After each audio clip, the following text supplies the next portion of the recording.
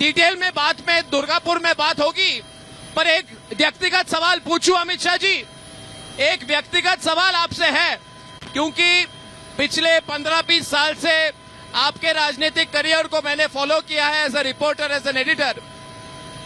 क्या इस बार प्रेशर ज्यादा है आप पर? जरा भी प्रेशर आप पर बहुत लोग कह रहे बहुत दायित्व है इस बार। जरा भी प्रेशर नहीं है। 400 का टारगेट आपने लिया हुआ है। देखो अर्णव जी, आप भूल गए हो, मैंने 300 का टारगेट भारतीय जनता पार्टी में लिया जी। तब आपने बिहार में मुझे पूछा था कि आप पर प्रेशर ज्यादा है। मैंने कहा था काउंटिंग के दिन दोपहर को मुझे फोन करना, आपने फोन नहीं किया था।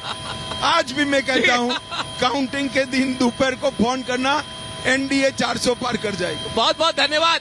और हमारे सारे जितने दर्शक है रिपब्लिक नेटवर्क पर बहुत बेसब्री से आपको पूछता है भारत और नेशन वांट्स टू नो में सुनने के लिए बेसब्र है, तो उस पर बातचीत दुर्गापुर में करेंगे। आपने कहा कि जो खोट है वो सीट में नहीं है, वो राहुल में है, तो इस क्या खोट देख रहे हैं आप?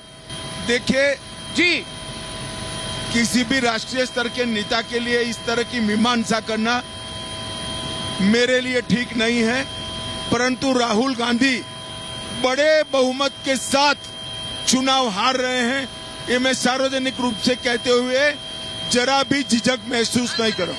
रायबरेली से हारेंगे वो बड़े बहुमत के साथ, रायबरेली से चुनाव। पर इसका आंकड़ा क्या है, बस बेसिस क्या है? आपके पार्टी वर्कर्स कह रहे हैं क्योंकि अमित शाह जी, रायबरेली कभी भी गांधी वाड्रा परिवार के हाथ से गई नहीं है, तो इस पर जरा थोड़ी और आप डिटेल में कुछ समझाएं।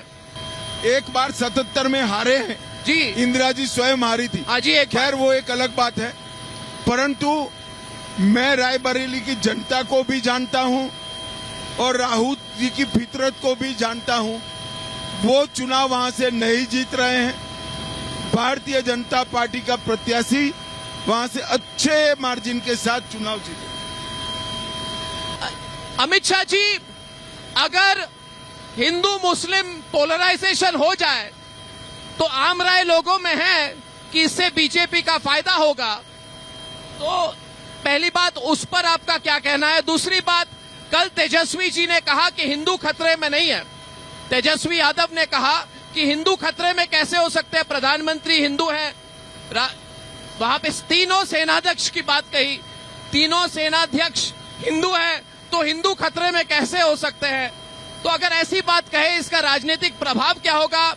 और ऐसी बातें क्यों कही जा रही है जब आम राय है कि अगर पोलराइजेशन हो जाए तो इससे भारतीय जनता पार्टी को फायदा होगा?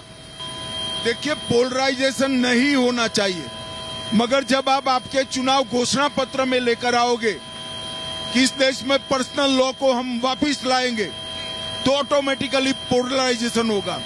अगर आप लेकर आओगे कि धारा 370 वापस लाएंगे, ट्रिपल तलाक वापस लाएंगे, आप अगर वोट बैंक की पॉलिटिक्स करते हो, आप राम मंदिर के प्राण प्रतिष्ठा में नहीं जाओगे वोट बैंक के डर से, पोलराइजेशन करने के लिए, तो दूसरी और भी पोलराइजेशन होगा। और मैं मानता हूं कि कांग्रेस चुनाव पोलराइज करना चाहती है, कम से कम 8-10% वोट तो सुनिश्चित कर ले, वो उनका थ्योरी लगता है। कांग्रेस पोलराइज करने की कोशिश कर रही है या फिर आप उन विषयों पर फोकस कर रहे हैं? देखिए, एक बात बताइए अर्णव जी, कांग्रेस पार्टी अपने घोषणा पत्र में पर्सनल लॉ वापस लाने की बात करेगी, तो हमें ये उठाना चाहिए या नहीं उठाना चाहिए? ये हमारा राजनीतिक पक्ष से नाते दायित्व है कि जनता को हम बताएं कि अगर आएंगे तो ये देश सरिया के आधार पर चलाएंगे। क्या कहना चाहती है कांग्रेस पार्टी? पर्सनल लॉ एक पंथ निरपेक्ष देश के अंदर किस प्रकार से आ सकता है? अभी जहां पर आप जा रहे हैं, जहां पे आप कहेंगे ऐसी बातें आप जब उठाते हैं, तो अमित शाह जी, आपको जितने लोग हैं बहुत सालों से देख रहे हैं, कैसा फीडबैक लग रहा है आपको ऐसे मुद्दों पर जब आप कहते हैं? देखिए, पहले आपकी बात सरासर गलत है कि हम उठा रहे हैं। अगर कांग्रेस पार्टी अपने घोषणा पत्र में न रखती तो हम उठा सकते थे क्या? तो मूल चीज उन्होंने अपने घोषणा पत्र में पोलराइजेशन करने के लिए इसको रखा है। हमें उठाना स्वाभाविक है। हम देश की जनता को कहना चाहते हैं, अगर ये पार्टी आई जी तो देश सरिया के आधार पर चलेगी, और मैं मानता हूं देश ऐसे मुद्दों को पसंद नहीं करता। अभी डिटेल में बात में दुर्गापुर में बात होगी, पर एक व्यक्तिगत सवाल पूछूं अमित शाह जी, एक व्यक्तिगत सवाल आपसे है, क्योंकि पिछले 15-20 साल से आपके राजनीतिक करियर को मैंने फॉलो किया है as a reporter, as an editor. क्या इस बार प्रेशर ज्यादा है आप पर? जरा भी प्रेशर आप पर बहुत लोग कह रहे बहुत दायित्व है इस बार, जरा भी प्रेशर नहीं है। 400 का टारगेट आपने लिया हुआ है। देखो अर्णव जी आप भूल गए हो, मैंने 300 का टारगेट भारतीय जनता पार्टी में लिया जी, तब आपने बिहार में मुझे पूछा था याद कि है। आप पर प्रेशर ज्यादा है। मैंने कहा था काउंटिंग के दिन दोपहर को मुझे फोन करना, आपने फोन नहीं किया था। आज भी मैं कहता हूं काउंटिंग के दिन दोपहर को फोन करना, एनडीए 400 पार कर जाएगी। बहुत बहुत धन्यवाद। और हमारे सारे जितने दर्शक है रिपब्लिक नेटवर्क पर बहुत बेसब्री से आपको पूछता है भारत और नेशन वांट्स टू नो में सुनने के लिए बेसब्र है, तो उस पर बातचीत दुर्गापुर में करेंगे। बहुत बहुत धन्यवाद अमित शाह जी। धन्यवाद।